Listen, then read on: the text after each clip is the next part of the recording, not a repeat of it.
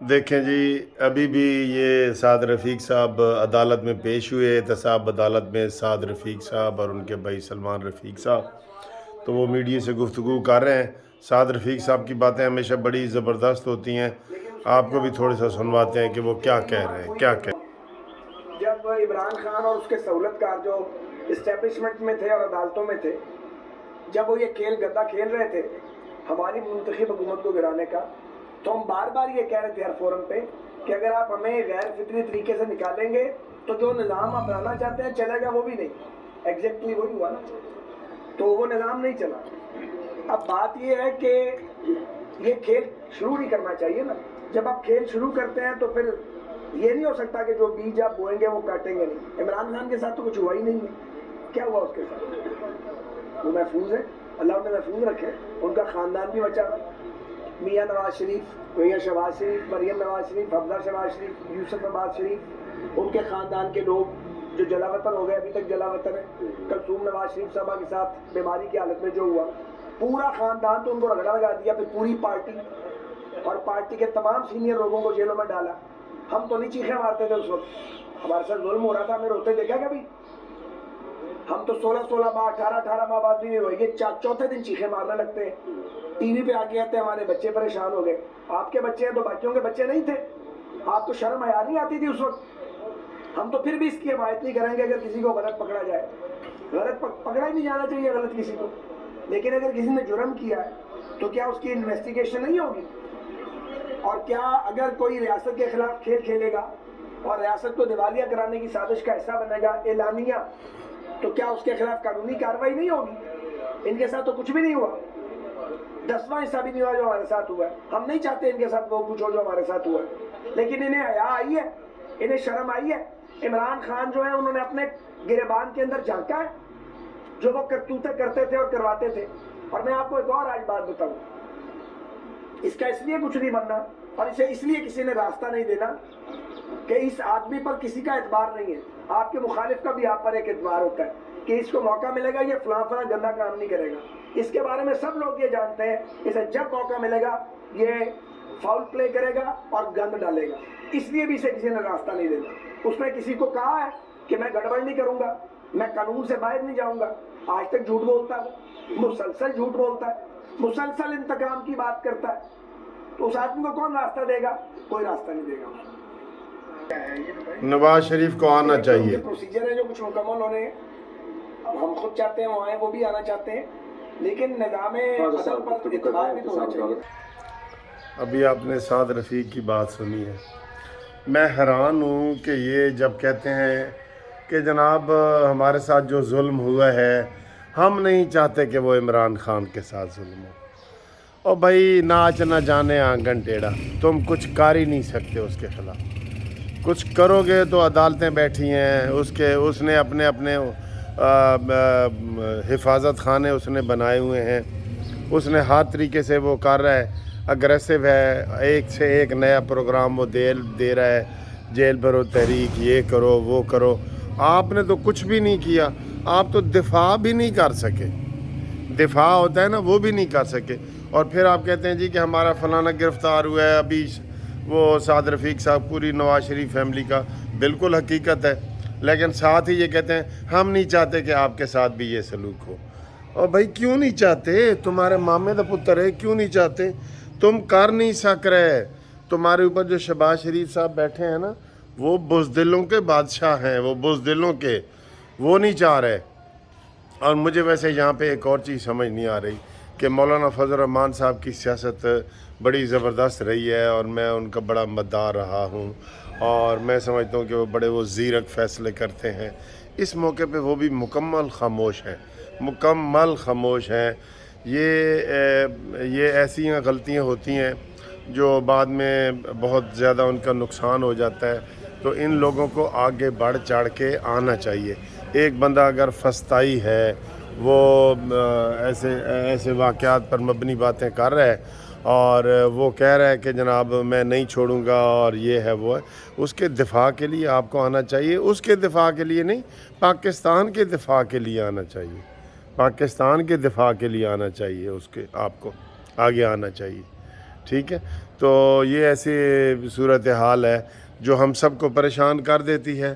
آپ اگر یقین کریں، میں آپ کو 200% یقین کے ساتھ کہہ رہا ہوں، اگر یہ عمران خان کو پہلے دن ہی نقص امن کے تحت گرفتار کر لیتے، نظر بند کر لیتے، سارا کچھ بھی نہیں ہونا تھا۔ یہ شہباز شریف کی پالیسی ہے کہ پتہ نہیں میں اس کو پکڑوں گا تو کیا ہو جائے گا، کچھ نہیں ہوتا۔ نواز شریف گرفتار ہوا، اس کی چلتی ہوئی حکومت ختم ہوئی۔ یہ حکومت میں آ کے پہلے بھی یہ ایسے ہی تھے۔ پہلے تو خیر عمران خان کی حکومت تھی تو یہ بالکل ڈرپوک تھے۔ جب ان کو حکومت ملی، انہوں نے کہا پتہ نہیں ہمیں کچھ کیا مل گیا، یہ چپ کر کے آ گئے۔ اب یہ حکومت کسی کی بھی نہیں ہے، حکومت نہ نون لیگ کی ہے، نہ مولانا فضل الرحمان کی ہے۔ چوں چوں کا مربع ہے، تھوڑا تھوڑا سارے حلوہ پوڑی کھا رہے ہیں اور یہ کر رہے ہیں اور وہ مزے کر رہے ہیں۔ اگر ان کو پتہ ہوتا کہ یہ جی گرفتاریوں کے حوالے سے کہ ہمیں 3 مہینے کے بعد گھر آنا پڑے گا اور یہ آتے گرفتاری دینے کے لیے۔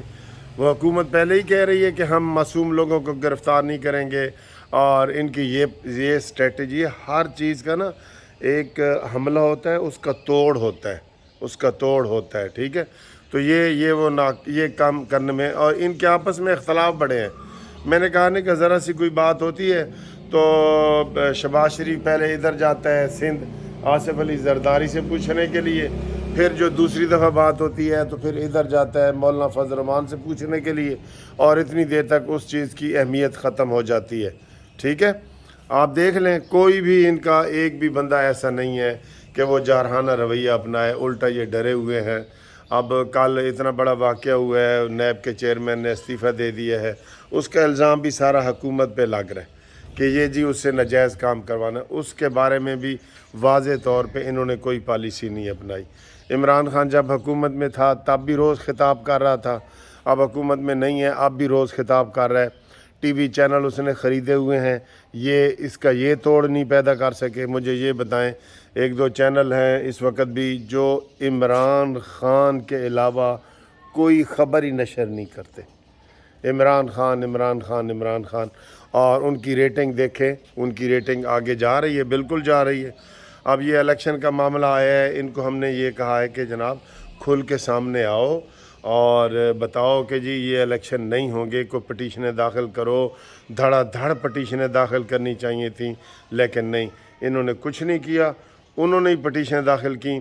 آپ دیکھیں اس کے اوپر بھی آپ کا ابھی تک ایک بیان نہیں آیا کہ جو 70 ان کے MNA واپس گئے ہیں، استعفے دیے ہوئے واپس چلے گئے ہیں، اور عدالتیں بھی ماشاءاللہ کمال مہربانی کر رہی ہیں ماں کا کردار ادا کرتے ہوئے۔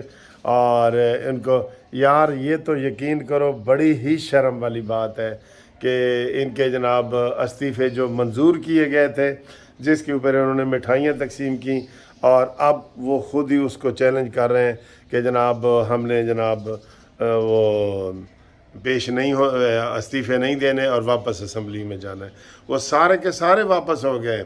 یہ بتا ہی نہیں رہے لوگوں کو اچھے طریقے سے کھل کے کہ یہ جناب اپنے کیا کر رہے ہیں۔ کھل کے بتانا ہوتا ہے نا، ان کے ذہن میں، لوگوں کے ذہن میں کہ وہ 43 بندے، نہیں جی نہیں، جتنے ان کے تھے 120 یا 117 وہ سارے بحال ہو گئے ہیں۔ پہلے 43 بحال ہوئے تھے، کل جو ہے عدالت نے وہ 70 بندے وہ بھی بحال کر دیے، اب وہ اسمبلی میں آ گئے۔ آپ یقین کریں یہ تو عمران خان اگر اسمبلی میں دوبارہ واپس آتے ہیں نا عمران خان، اور عمران خان کا بھی بحال ہو گیا، پتہ ہے آپ کو، وہ دوبارہ MNA بن گئے۔ اب ان کو گرفتار کرنا بھی مشکل ہو جائے گا ان کے لیے دوبارہ۔ تو پھر سر مان جائیں کہ سیاست، پھر وہ عمرانی سیاست جو ہے نا، وہ ان 13 بندوں کو اس نے آگے لگایا ہوا ہے۔ اور ہمارا لیڈر جو ہے، بڑا لیڈر تو نواز شریف ہے، وہ باہر بیٹھا ہے، اس کے بارے میں ابھی بھی سعد رفیق صاحب سے سوال پوچھا گیا، دفاع کر کے وہ تھک گئے ہیں دفاع کر کے، غصہ کر کے بھی تھک گئے ہیں۔ یہ سعد رفیق کا ہی بیان تھا کہ ہم 60 سال کے ہو گئے ہیں، اب بھی ہم نہیں بولیں گے تو کب بولیں گے، ٹھیک ہے۔ وہ مجبور ہیں، کیا کریں۔